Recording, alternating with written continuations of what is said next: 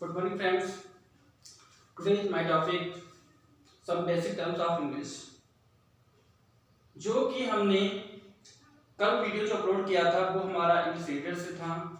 उसके पहले एक दिन पहले बीते हुए कल में हमने जो वीडियो अपलोड किया था वो हमारा some basic terms of English का था।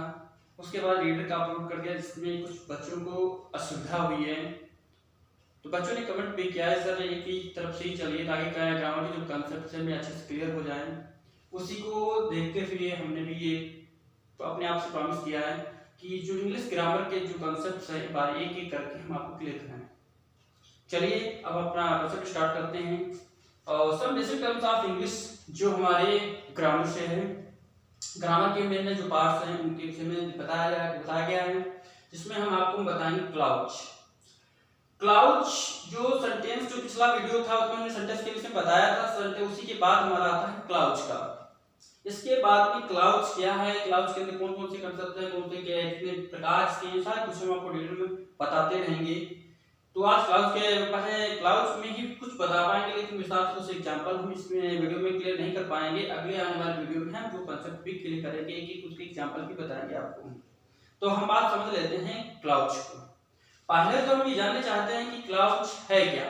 हम जानना चाहते हैं, हम लोग मिलकर जानना चाहते हैं, प्रयास करेंगे कि क्लाउच है क्या। What is क्लाउच? क्लाउच क्या है? तो क्लाउच की पहले तो हमें ये सोचना चाहिए क्लाउच मींस है क्या, मतलब क्या इसका होता है। क्लाउच का मतलब होता है उपवाक्य। उपवाक्य क्लाउच मींस होता है उपवाक्य, क्योंकि जैसे किसी सेंटेंस मींस होता है वाक्य। वाक्य क्या होता है? उपवाक्य, जिसमें छोटे छोटे सेंटेंस होते हैं, इसको बोलते हैं उपवाक्य। अलग अलग भाग जो होते हैं। आज हम क्लाउच की उसी में बात करते हैं। अब एक चीज की परिभाषा डेफिनेशन में भी दिया है, जब किसके जो परिभाषा डेफिनेशन दी होती है उसमें भी बहुत कुछ हम समझ सकते हैं अगर हम समझने का प्रयास करते हैं तो। Try to understand. Clause is such a group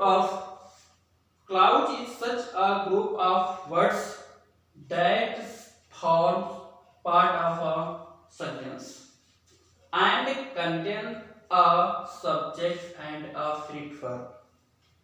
Clouch उपवाक्य, each माने है, such माने ऐसा। A group of words ऐसे शब्दों का समूह है, that जो form part of a sentence, जो sentence जो हमारे वाक्य होते हैं उनके भागों को प्रदर्शित करता है, बताता है। उसके अंदर जो भाग होते हैं उसमें कंटेंट्स, उसमें जुड़े हुए भाग होते हैं। एक सब्जेक्ट होता है and a finite verb. Subject होता है, एक फिनिट वर्ब होती है। अब बात आ जाती है फिनिट वर्ब की। फिनिट वर्ब क्या है? तो फिनिट वर्ब जो है कि नॉर्मली अगर हम लोग फिनिट वर्ब भी वो दो टाइप से होती हैं, एक नॉन फिनिट, एक फिनिट वर्ब, एक नॉन फिनिट वर्ब, दो फिनिट वर्ब होती हैं। तो फिनिट वर्ब की केवल ही अगर बात करें तो फिनिट वर्ब वो वर्ब होती है जो अपने सब्जेक्ट के अनुसार बदलती है, वो हमारी फिनिट वर्ब होती है। नॉन फिनिट वर्ब की अगर बात करें हम तो नॉन फिनिट वर्ब वो होती हैं जो अपने सब्जेक्ट के अनुसार नहीं बदलती हैं, जो कि त्यों रहती हैं, वो हमारी होती है non finite verb. Finite verb वो हमारी होती है जो सब्जेक्ट के अनुसार बदलती है। अब हम बात करते हैं क्लाउच, काइंड्स ऑफ क्लाउच, उपवाक्य के प्रकार। तो उपवाक्य के जो प्रकार हैं उसमें सबसे पहला हमारा है प्रिंसिपल क्लाउच, कोऑर्डिनेट क्लाउच और subordinate clause. Principal clause, coordinate clause, subordinate clause. तो उन्हीं के हमने अलग अलग कंसेप्ट समझाने के लिए हमने अलग अलग लिख रखा है, बताया है। प्रिंसिपल क्लाउज ऐसी क्लाउज होती है, प्रिंसिपल क्लाउज एक ऐसी क्लाउज होती है जो स्वयं में स्वतंत्र होती है, एवं जिसका स्वयं का पूर्ण अर्थ निकलता है, जिसका जिसकी जिसे हम किसी से कोई बात करते हैं, कोई ऐसी चीज बोलते हैं जिससे हम एक ऐसा शब्द या वाक्य बोलते हैं जिससे हमारी कोई पूरी बात हो जाती है, वही हमारा होता है प्रिंसिपल क्लाउज। अब हम बात करते हैं कोऑर्डिनेट क्लाउज की। कोऑर्डिनेट क्लाउज क्या है? कोऑर्डिनेट क्लाउज भी एक स्वतंत्र क्लाउज होती है। ये भी एक स्वतंत्र होती है, किसी पर डिपेंड नहीं होती है, ये भी स्वतंत्र क्लाउज होती है। जिसका स्वयं का अर्थ निकलता है, जिसका स्वयं का अर्थ निकलता है, यह सिंपल सेंटेंस की तरह होती है। यह एक सिंपल सेंटेंस की तरह होती है। सिंपल सेंटेंस अगर बात करें सिंपल सेंटेंस की, तो हम आगे चल के जो कंसेप्ट हमारा आएगा सेंटेंस का, तो हम आपको क्लियर कराएंगे।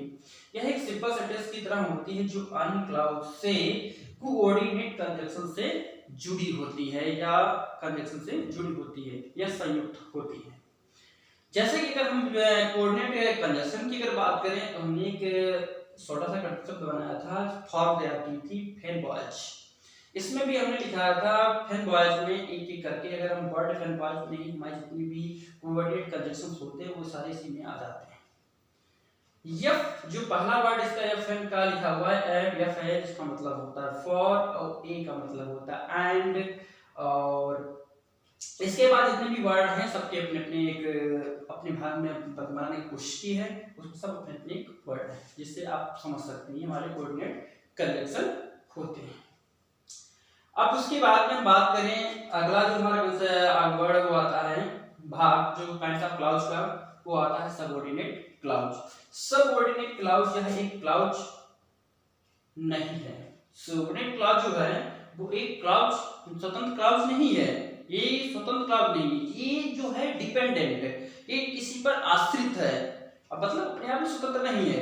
इसको आगे हम बताते हैं, पहले समझ लेते हैं। तो जिसका स्वयं का पूरा अर्थ नहीं निकलता, जिसका स्वयं का अपना कोई पूरा अर्थ नहीं निकलता, यह अपने पूर्ण अर्थ के लिए अन्य क्लाउज पर निर्भर रहती है। कहने का मतलब ये दूसरे क्लाउज पर डिपेंड रहती है।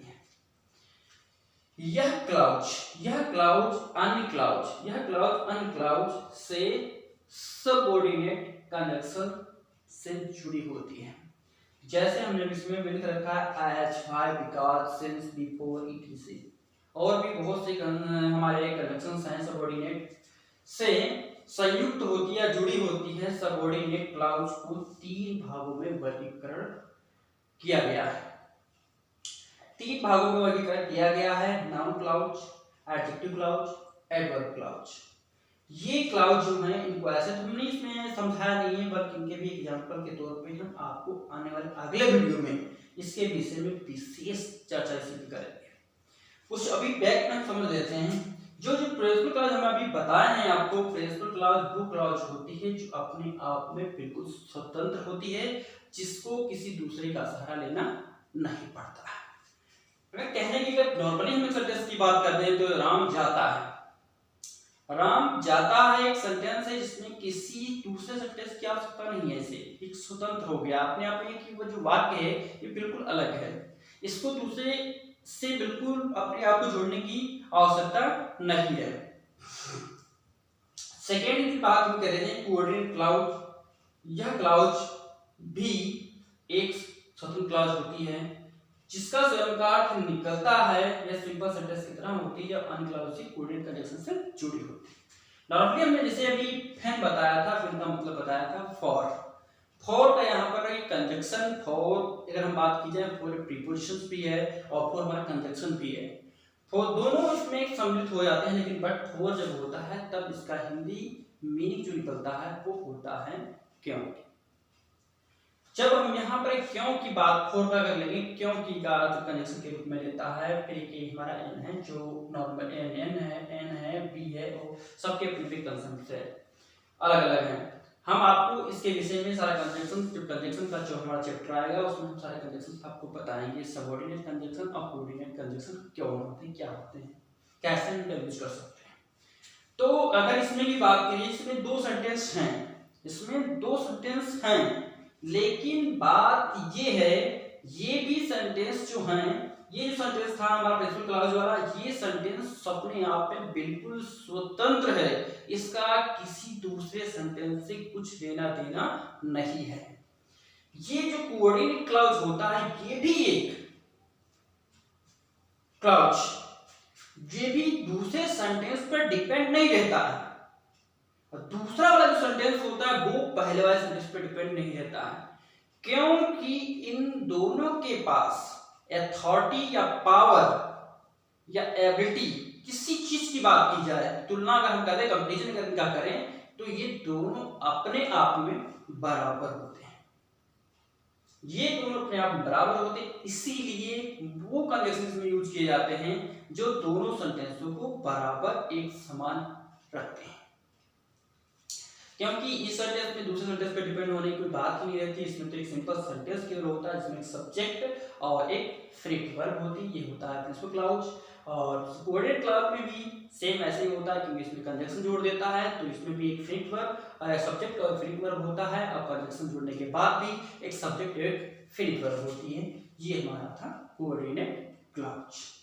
सबऑर्डिनेट क्लाउज में क्या होता है, ये जो हमारी क्लाउजेज थी ये इंडिपेंडेंट थी।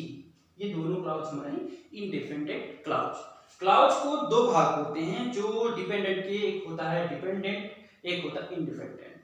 यहां पर ये दोनों हमारे इंडिपेंडेंट है। इंडिपेंडेंट का मतलब होता है अपने आप में बिल्कुल स्वतंत्र, इंडिपेंडेंट आश्रित, मतलब इंडिपेंडेंट मतलब होता है जो अपने आप में बिल्कुल अलग है, इंडिपेंडेंट किसी चीज दूसरे के ऊपर आश्रित नहीं है। सबऑर्डिनेट क्लाउज का मतलब होता है सब। यहां इसके बाद से ही समझ लेते हैं, यहाँ पर इसका जो वर्ड लिखा है सब, सबके मतलब एक दूसरे के ऊपर, हम दोनों का जो लोग हैं तो हम एक दूसरे के ऊपर डिपेंड है, तो ऐसे इसके भाव से समझ सकते हैं। सबऑर्डिनेट क्लाउज यह एक स्वतंत्र क्लाउज नहीं है, ये एक डिपेंडेंट क्लाउज है। ये दोनों हमारे इंडिपेंडेंट और ये हमारे डिपेंडेंट क्लाउज है, जिसका स्वयं का पूर्ण अर्थ नहीं निकलता या अपने पूर्ण अर्थ के लिए अन्य क्लाउज पर निर्भर होती है। यह क्लाउज अन्य क्लाउज से सबऑर्डिनेट कंजक्शन से संयुक्त होती है या जुड़ी होती है। As, why, because, since, before, E T C. ये जो हमारे सबऑर्डिनेट क्लाउज हैं ये हमारे कुछ ज्यादा, कोऑर्डिनेट क्लाउज कम होते हैं, कुछ मतलब हम यहाँ पे काउंट कर सकते हैं जो कि 7 दिए हुए हैं, और यहाँ पर हमारे सबऑर्डिनेट क्लाउज में होते हैं उससे काफी ज्यादा होते हैं। इनके विषय में हम विशेष चर्चा करेंगे कंजक्शन वाले चैप्टर में। अब हम बात करते हैं सबऑर्डिनेट क्लाउज जो होती है, इनके 3 भागों में इनको वर्गीकृत कर दिया जाता है, 3 भागों में इनको डिफाइन किया जाता है। पहला भाग इसका होता है नाउन क्लाउज, एडजेक्टिव क्लाउज और एडवर्ब क्लाउज। इनको हम अलग अलग तब समझेंगे जब एग्जांपल के तौर पर आपको समझाएंगे, तब हम इनको दोनों से तीनों क्लाउज होती हैं, नाउन क्लाउज, एडजेक्टिव क्लाउज और एडवर्ब क्लाउज, इनको हम कंप्लीट आपको बाय एग्जांपल समझाएंगे। इसके बाद जो हमारा सम बेसिक टर्म्स में से इंग्लिश में some basic terms of English में जो आता है वो हमारा होता है फ्रेज। हमने आपको यहाँ पर अभी बताया है क्लाउज, अब हम बताने वाले हैं आपको हम फ्रेज। फ्रेज क्या है? Phrase a group of words which make sense but not complete sense is called a phrase। Phrase ये हमारा क्या होता है? फ्रेज जो हमारा फ्रेज होता है जो a ग्रुप ऑफ वर्ड्स, जो ग्रुप से कुछ शब्दों से मिलकर बना होता है। which माने जो, make sense जो अर्थ है, जिसका अर्थ है, लेकिन make sense बनाता है, बट यहाँ पे लिखा है बट लेकिन, नॉट कंप्लीट सेंस, लेकिन इसका कोई कंप्लीट सेंस नहीं होता है, कंप्लीट इसका अर्थ नहीं होता है। इट्स कॉल्ड अ फ्रेज, जिसको हम फ्रेज कहते हैं या बोलते हैं। तो फिर से एक बार देख लेते हैं, इसी परिभाषा के माध्यम से इसको समझ लेते हैं। इसी में बहुत कुछ हम लोग क्या करते हैं, टीचरों पर डिपेंड रहते हैं, टीचरों से बहुत कुछ पूछते हैं, लेकिन अगर हम अपने आप में सेल्फ अगर स्टडी करें अगर, तो काफी डीपली अगर हम स्टडी करते हैं तो वास्तविक हर कंसेप्ट को अपने आप को समझने की कोशिश करें तो काफी अच्छे समझ सकते हैं। बट हम लोगों के पास एक्सक्यूज बहुत हैं, एक भी बहाने, ये बहाने वो बहाने, हमारे पास मोबाइल नहीं है, हमारे पास बुक्स नहीं है, हम कोचिंग नहीं है, बहुत कई तरीके की हमारे पास बातें आती रहती हैं, लेकिन हमको एक्सक्यूज करने की आदत पड़ गई है। अगर हम किसी चीज को करने के लिए अगर डट जाएं तो ऐसी कौन सी चीज है जिसको हम कर नहीं सकते, लेकिन बात वही है एक्सक्यूज। बिना एक्सक्यूज के किसी कोई भी व्यक्ति आजकल है ही नहीं। कोई काम करने बैठ जाओ, ये तुम्हें नहीं आता है, तो हम दूसरे व्यक्ति से यही बोल देते हैं, ये तुमने पढ़ा ही नहीं, मुझे पास बुक नहीं थी, मैं किसी टीचर के पास कोचिंग के लिए नहीं गया, ये स्कूल में टीचर ने नहीं पढ़ाया। अरे टीचर सब कुछ नहीं होता है, टीचर सिर्फ एक गाइडर है, उस हम लोगों को गाइड करता है, लेकिन करना हम ही लोगों को पड़ता है। भविष्य आपको बनाना है, टीचर तो एक गाइडर हो गया, भविष्य आपका बनाता है, लेकिन वो सिर्फ उन्हीं चीज़ों से आपको बताता है जो उसके माध्यम में आती हैं, जो आपकी न्यूज में पेपर में आती हैं, वो सब उन चीज़ों को आपको उठाता है, आपको समझाता है, बताता है। लेकिन कुछ फर्ज हमारे भी ऐसे बनते हैं जिनको हम देखकर हम अपनी मेहनत करें, लगन से अपनी पढ़ाई पर ध्यान दें, अपने आप के कंसेप्ट को क्लियर करें और थोड़ा अपने आप टाइम जो है हमारा बहुत ज़्यादा हम लोग क्या करते हैं, अपना टाइम वेस्ट करते रहते हैं। ये नहीं काम मोबाइल पे यूट्यूब पर ये का बहुत कुछ देखते रहते हैं। देखने का अगर मोबाइल से ही आप अगर टाइम वेस्ट करते हैं, टाइम मोबाइल भी अच्छा लगता है आपको, तो मोबाइल से बहुत काफ़ी कुछ सीख सकते हैं, लेकिन सीखोगे तब। कहने और करने में ये डिफरेंस होता है, कहिए और उसे करिए। तो अभी हम जो बात कर रहे थे व्यक्ति पॉइंट पर आते हैं कि टेस्ट क्या है। टेस्ट में हम बताते हैं कि ग्रुप ऑफ वर्ड्स, कुछ ग्रुप होते हैं, ग्रुप का जो वर्ड्स ग्रुप बनता है, बीच माने जो, मैक माने बनाता है, सेंस जो मैक सेंस अर्थ बनाता है, उसका एक अर्थ होता है, लेकिन बट नॉट कंप्लीट सेंस, उसका पूर्ण अर्थ नहीं होता है, इस कॉल्ड अ फ्रेज, उसे हम फ्रेज कहते हैं। बस आज के लिए इतना ही, दैट्स ऑल।